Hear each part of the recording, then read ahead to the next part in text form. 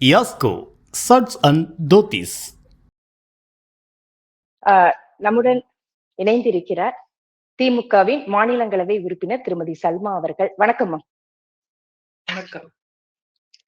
தபால் வாக்குகள் எண்ணும் பணி தொடங்கி இருக்கிறது. அந்த பணி முடிந்தவுடன் அதற்கு பிறகு மின்னணு வாக்கு எந்திரங்களில் உள்ள வாக்குகள் எண்ணப்படும். அதற்கிடையே நம்ம கொஞ்சம் உரையாடிடுவோம். இப்போ உங்களுடைய ஒரு மாநிலங்களவை உறுப்பினராகவும் சரி, திமுகவுடைய தொண்டராகவும் சரி, என்ன மாதிரியான மனநிலை இருக்கு? இந்த தேர்தலை எப்படி பாக்குறீங்க? பொதுவாக இந்த தேர்தல் என்பது ஒரு மாநிலங்களை அதனுடைய உரிமைகளை காப்பாற்றுவதற்கான, ஜனநாயகத்தை காப்பாற்றுவதற்கான ஒரு முக்கியமான தேர்தலாக நான் பார்க்கிறேன். காரணம் என்னவென்றால், இந்தியா முழுக்க பாஜக தன்னுடைய அதிகாரத்தை பயன்படுத்தி, தன்னிடம் இருக்கக்கூடிய அத்தனை போர்சஸையும் பயன்படுத்தி, அங்க இருக்கக்கூடிய கட்சிகளை உடைப்பது, மாநிலங்களில் இருக்கக்கூடிய தனித்துவத்தை அழித்து விடுவது, அல்லது தங்களுக்கு ஏற்ற மாதிரி ஒரு ஆட்சியை உருவாக்குவது என்கிற ஒரு மிக கொடுமையான ஒரு ஆட்சியை உருவாக்கி நடத்தி கொண்டிருக்கிறார்கள். பின்னால் எந்த ஆட்சி அங்கே இருந்தாலும் அதற்கு பின்னால் பிராக்சி அரசாங்கம் என்று அதுதான் நடந்து கொண்டிருக்கிறது. அவர்களால் தொட முடியாத ஒரு சில மாநிலங்களில் தமிழ்நாடு, வெஸ்ட் பெங்கால், கேரளா இந்த 3 மாநிலங்களும் மிக முக்கியமான ஒரு மாநிலங்கள். அந்த 3 மாநிலங்களுமே தங்களுடைய தனித்துவத்தை இழந்து விடாமல் மாநில உரிமைகளுக்காக தொடர்ந்து குரல் கொடுக்கக்கூடிய மாநிலங்களாக இருக்கின்றன. அவர்களால் எட்ட முடியாத ஒரு இடமாகவும் அது இருக்கிறது. இன்றைக்கு இந்தியா முழுக்க நிலவி கொண்டிருக்கக்கூடிய ஒரு சர்வாதிகார மனப்பான்மையை தமிழ்நாட்டில் மீது நிகழ்த்த முடியவில்லை. தாங்கள் நினைக்கக்கூடிய அதிகாரத்தை இங்கே செயல்படுத்த முடியவில்லை. மும்மொழி கொள்கையை செயல்படுத்த அனுமதிக்க மறுக்கிறார்கள். மாநில உரிமைகளுக்காக தொடர்ச்சியாக குரல் கொடுக்கிறார்கள். மற்றும் நம்முடைய தமிழக முதலமைச்சர் அவர்கள் எந்த அநீதி நடந்தாலும் இந்த இந்தியாவில் ஒட்டுமொத்த குரலாக அவர்தான் ஒலித்துக் கொண்டிருக்கிறார். இதுவெல்லாம் மிக முக்கியமான ஒன்று. அவர்களுடைய ஈகோவை பாதிக்கக்கூடிய ஒன்றாகவும் இருக்கிறது. எங்கே எல்லாம் தம்மால் ஆட்சி அமைக்க முடியும், ஆனால் இங்கே மட்டும் வர முடியாது என்று இந்த மாநிலத்தினுடைய உரிமைகளை நசுக்குவதற்காக எந்தெந்த வழியில், எந்தெந்த வகையில் தமிழ்நாட்டில் தங்களுடைய ஆட்சியை உள்ளே கொண்டு வர முடியும், திமுகவினுடைய அதிகாரத்தை வீழ்த்திவிட முடியும் என்று அவர்கள் மிக கடுமையாக போராடக்கூடிய ஒரு மாநிலம் தமிழ்நாடு. அவர்கள் தொடர்ச்சியாக பயப்படக்கூடிய ஒரு முதலமைச்சரும் நம்முடைய முதலமைச்சர் அவர்கள் தான். இல்ல, இப்ப நீங்க சொல்ற பார்த்தா உங்களுடைய மனநிலையில நீங்க திமுக வெற்றி அப்படிங்கறதுல உறுதியா இருக்கிறீங்க இல்லையா? எந்த காரணத்தை கொண்டும் அதிமுக பாஜக கூட்டணியும் மற்ற கட்சிகளும் வருவதற்கு வாய்ப்பு இல்லைங்கிறீங்க. நிச்சயமாக. ஏனென்றால் அதுதான் இந்த மாநிலத்தினுடைய நல்ல விஷயமாக மாநிலத்திற்கு கிடைக்கக்கூடிய மிக முக்கியமான ஒரு பயனாகவும் இருக்கும் என்று நான் நினைக்கிறேன். காரணம், எல்லாரும் வீழ்ந்து விட்ட ஒரு தருணத்தில் ஒரே ஒரு தலைவர், ஒரே ஒரு மாநிலம் மட்டும் எழுந்து நின்று தன்னுடைய கொள்கைகளுக்காக போராடுகிறது என்றால், அந்த கட்சியும் அந்த ஆட்சியும் மறுபடியும் வர வேண்டும் என்பதுதான் எங்களை போன்ற ஜனநாயகத்தை நம்பக்கூடியவர்கள் விரும்பக்கூடிய ஒன்றாகவும் இருக்கிறது. சரி, இது சட்டப்பேரவை தேர்தல். நீங்க இந்த முறை வச்ச நேரட்டிவ் கூட தமிழ்நாடு வெர்சஸ் டெல்லி அப்படின்னு தான் வைக்கிறீங்க. இது உங்களுக்கு வெற்றியை தரும் அப்படின்னு நீங்க நினைக்கிறீங்களா? அல்லது இங்க மாநிலத்தில் உள்ள பிரச்சனைகள், எதிர்கட்சிகள் முன்வைத்த அந்த சட்டம் ஒழுங்கா இருக்கட்டும், இல்ல பெண்கள் பாதுகாப்பா இருக்கட்டும், இந்த விஷயங்கள்லாம் இதுல தாக்கத்தை ஏற்படுத்தும் அப்படின்னு நீங்க நினைக்கிறீங்களா? குறிப்பா இந்த மாநிலத்தினுடைய வளர்ச்சி என்பது இந்த 5 ஆண்டுகள், குறிப்பாக இந்த 5 ஆண்டுகள் ஜிடிபி இந்தியாவிலேயே முதல் இடத்திற்கு வந்திருக்கிறது. அந்த அளவிற்கு மிகச் சிறப்பாக மக்கள் நலம் சார்ந்த திட்டங்களையும் சோசியல் ஸ்கீம்ஸையும் அறிமுகப்படுத்திய முதல் மாநிலம் என்ற பெயரையும் இந்திய அளவில் இந்த அரசுதான் தக்க வைத்திருக்கிறது. இதெல்லாம் எங்கேயுமே நடந்த ஒரு விஷயம் இல்லை. எதிர்கட்சிகள் முன்வைக்கக்கூடிய 2 விஷயம் என்னன்னா, சட்டம் ஒழுங்கு என்று சொல்வார்கள். நீங்கள் இந்த ரேஷியோ எடுத்து பார்த்தீங்கன்னா தெரியும், ஸ்டாட்டிஸ்டிக் எடுத்து பார்த்தீங்கன்னா தெரியும், இந்தியாவிலேயே மிக குறைவாக பெண்களுக்கு அநீதி, வன்முறை, அதாவது ஒரு சில இடங்களில் நடக்கக்கூடியது இயல்பான ஒரு விஷயமாக மாறிவிட்டது. ஏனென்றால் இந்தியா முழுக்க மட்டுமல்ல, உலகம் முழுக்க பெண்களுக்கு எதிரான குற்றங்கள் இன்றைக்கும் நடந்து கொண்டுதான் இருக்கின்றன. அதற்கு இந்தியாவை நாம் எடுத்து ஒப்பிட்டு பார்த்தோம் என்றால், தமிழ்நாடு மிக குறைவான அளவுதான் பெண்களுக்கு எதிரான குற்றங்கள் நடக்கின்றன. ஒரே ஒரு விஷயத்தை ஒப்பிட்டு பார்க்கலாம். இந்தியாவிலேயே பெண் தொழிலாளர்கள், தொழிற்சாலைகளில் பணிபுரிபவர்கள் என்பது இந்தியாவிலேயே நாம் தான் அதிகம். 48% அதிகமாக பெண்கள் பணிபுரிகிறார்கள் என்றால் எந்த நம்பிக்கையில் அவர்கள் வேலைக்கு செல்கிறார்கள்?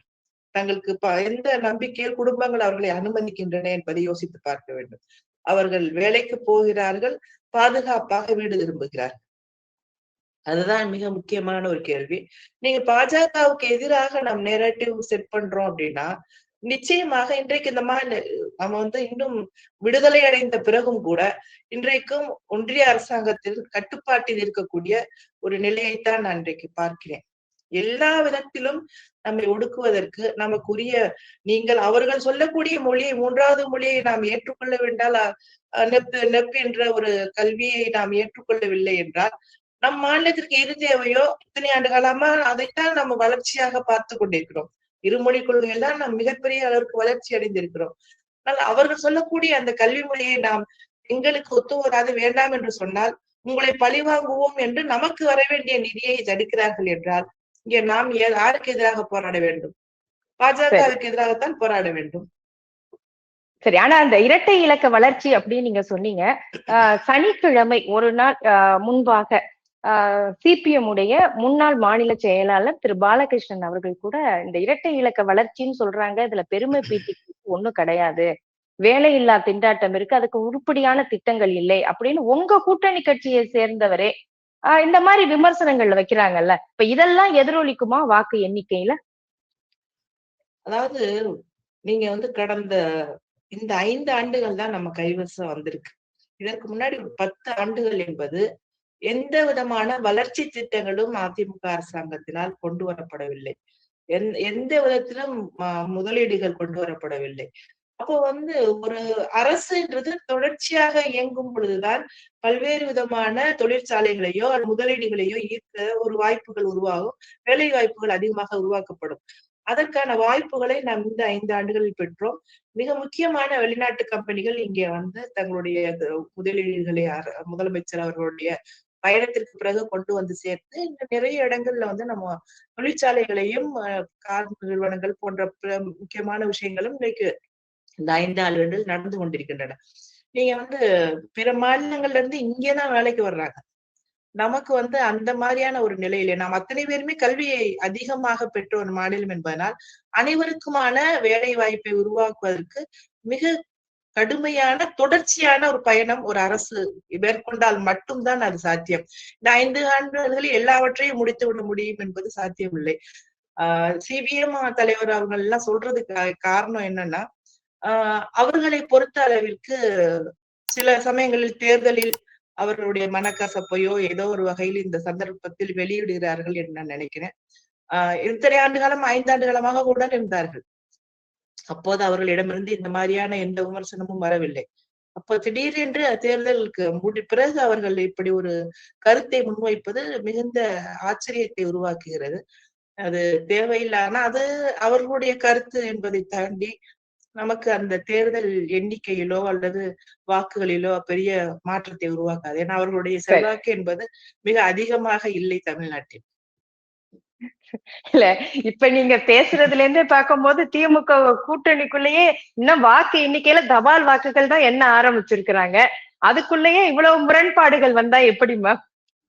அதுதான் அவங்க வந்து இத்தனை 5 ஆண்டுகள் உடன் பயணித்தவர்கள் அப்போதே சஜஷன்ஸ் கொடுத்திருக்கலாம், இதெல்லாம் பிரச்சனை இருக்குன்னு பேசி இருக்கலாம்.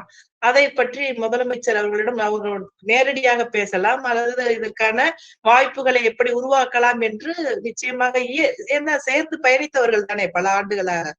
அன்றைக்கு தேர்தலுக்கு பிறகு இது போன்ற ஒரு கருத்தை வெளியிடுவது கொஞ்சம் முதிர்ச்சி இல்லாத ஒரு விஷயமாக நான் பார்க்கிறேன்.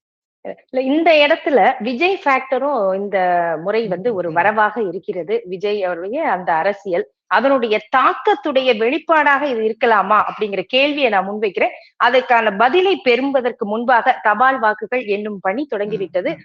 தபால் வாக்குகளை எண்ணுவதற்கு ஒவ்வொரு 500 வாக்குகளுக்கும் ஒரு வாக்கு எண்ணும் மேசை அமைக்கப்பட்டுள்ளது. இது தொடர்பாக 1135 கூடுதல் உதவி தேர்தல் நடத்தும் அலுவலர்கள் பணியமர்த்தப்பட்டுள்ளனர். தபால் வாக்குகள் எண்ணும் பணி தொடங்கி இருக்கிறது. இது நிறைவடைந்த பின் மின்னணு வாக்கு எந்திரங்களில் உள்ள வாக்குகள் எண்ணும் பணி தொடங்க ஆரம்பித்துவிடும். முதல் முறையாக இந்திய தேர்தல் ஆணையம் வாக்கு எண்ணும் மையங்களுக்குள் அனுமதியற்ற நபர்கள் நுழைவதை தடுக்கும் நோக்கில் அந்த QR கோட் அப்படிங்கிறத அவங்க பயன்படுத்தி இருக்கிறாங்க.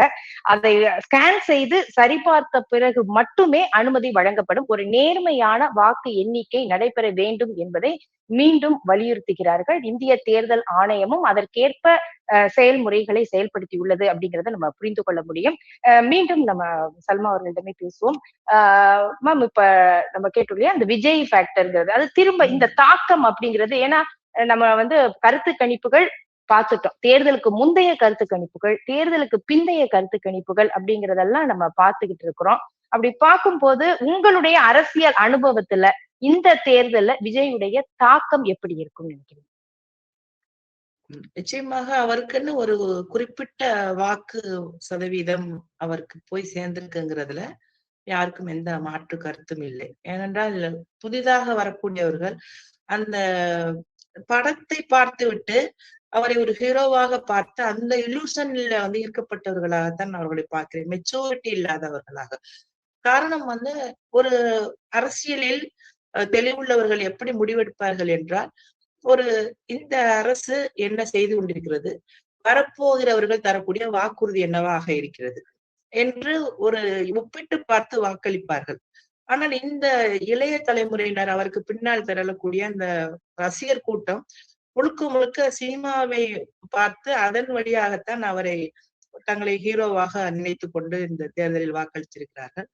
நிச்சயமாக அவர் ஓரளவுக்கு வாக்குகளை பெறுவார் என்பதில் யாருக்கும் எந்த மாற்று கருத்தும் இல்லை.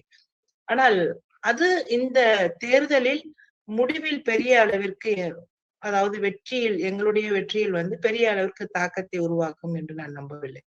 புதிதாக வரக்கூடியவர்கள், குறிப்பாக நமக்கான ஓட்டு வங்கி, திமுகவுடைய ஓட்டு வங்கி, கூட்டணி கட்சிகளுடைய ஓட்டு வங்கி என்று நாம் பலமான ஒரு கூட்டணியை உருவாக்கி வைத்திருக்கிறோம்.